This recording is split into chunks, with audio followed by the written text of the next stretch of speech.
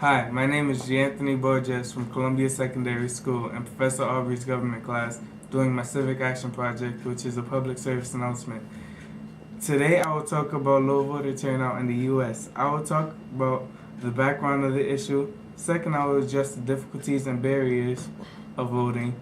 And third, I will talk about why some people don't vote. Fourth, I will discuss some actions taken by the government already and what else I think the government can do. Lastly, I will talk about the reasons why you should get out to vote. In our country, it isn't unusual to get a low voter turnout, especially in young voters. In the last midterm election in 2014, there was only 36.4% of voters who voted, which was way lower than the amount of voters in 2012, which was 57.5%. President Barack Obama and Republican Mitt Romney failed to convince a staggering 94 million eligible voters to vote. Although this country progressed a lot when it comes to voting, like getting African American and women the right to vote, it is time to take the next steps to maybe get 80% voter turnout or higher. This is no easy feat, however, with the difficulties in registering to vote, which is done to lower voter registration, but in 2008 kept 2 million people from voting.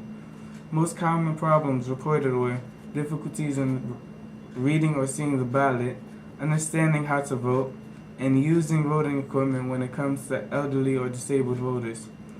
Zachary Roth of MSNBC reported during 2014 elections that Election Protection Hotline, a phone line manned for voters to report problems who have received 18,498 calls by 8 p.m., according to a spokesman for the Lawyers Committee for Civil Rights Under Law, which led the effort.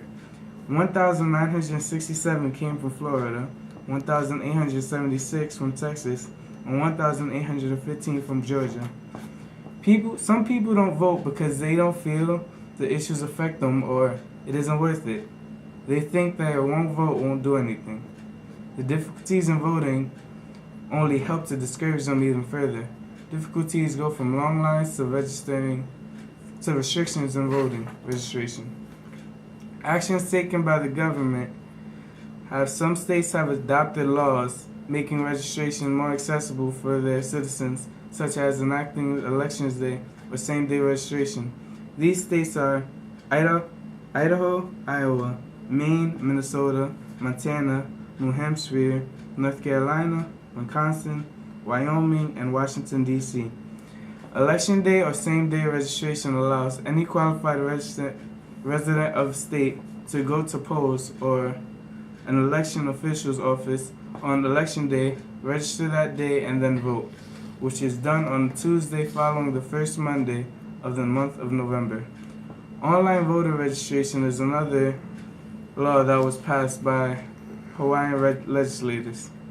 Online registrators follow the same process as registering in person, essentially, but instead of filling out a paper application, the voter fills out a form via the internet site and it is submitted electronically to an election official.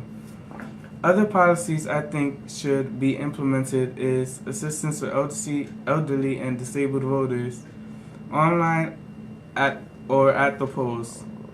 Also, there could be a class that teaches political issues and the importance of voting, a little in middle school and more in depth in high school, and community outreaches for people who are not in schools.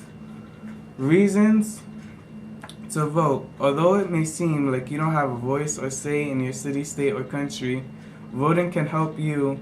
If you vote for an official who shares your views and policies you care about, your laws can become permanent and they will get addressed and made into laws. So go out and vote.